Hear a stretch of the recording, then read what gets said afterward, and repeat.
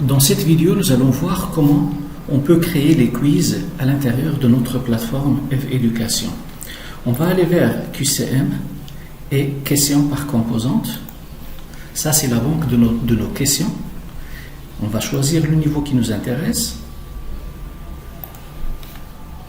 On va choisir la matière. Et on va choisir la composante. Pour certains niveaux, la matière et la composante représentent la même chose. Et ici, on va voir la liste de toutes les questions qui ont été créées à l'intérieur de cette composante, de cette matière, de ce niveau. Et on va pouvoir ajouter ou importer des éléments. Ici, ça va être une question de test 1. Et je vais dire comme quoi c'est une question facile qui a le choix 1, le choix 2 et le choix 3. La bonne réponse, c'est celle-là. Si je veux associer un fichier à la question que l'élève doit télécharger pour faire analyse ou quelque chose avant de répondre, je peux l'ajouter ici. Et je valide. Ça, c'est une question qui aura une seule réponse parmi plusieurs. On peut ajouter un autre type de question.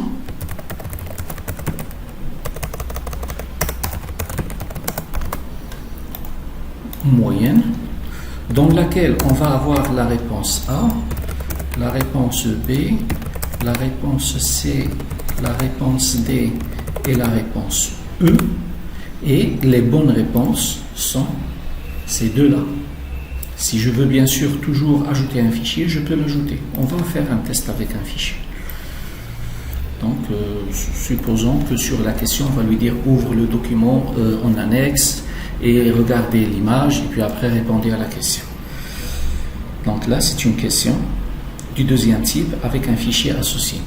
Un troisième type de question, c'est par exemple calculer 5 fois 3, et c'est une question facile, dont la bonne réponse c'est 15. On va ajouter une seule réponse. À ce moment-là, lorsque l'élève passe l'examen, il aura une zone de texte dans laquelle il doit écrire la bonne réponse. On peut l'utiliser pour les maths. On va lui donner par exemple un problème qu'il doit résoudre sur papier, et puis après le résultat final, il doit l'écrire manuellement ici. On va lui demander en français de donner le pluriel du mot tel, et il doit l'écrire exactement tel qu'il est. Et je valide. Donc de cette façon, je peux ajouter autant que je veux de questions dans ma banque des questions. Puis après, je vais créer des questionnaires et je vais les remplir avec les questions. Donc ici, je vais faire par exemple pour le CPPC, je vais ajouter un nouveau test, questionnaire de test, qui va avoir une durée de 30 minutes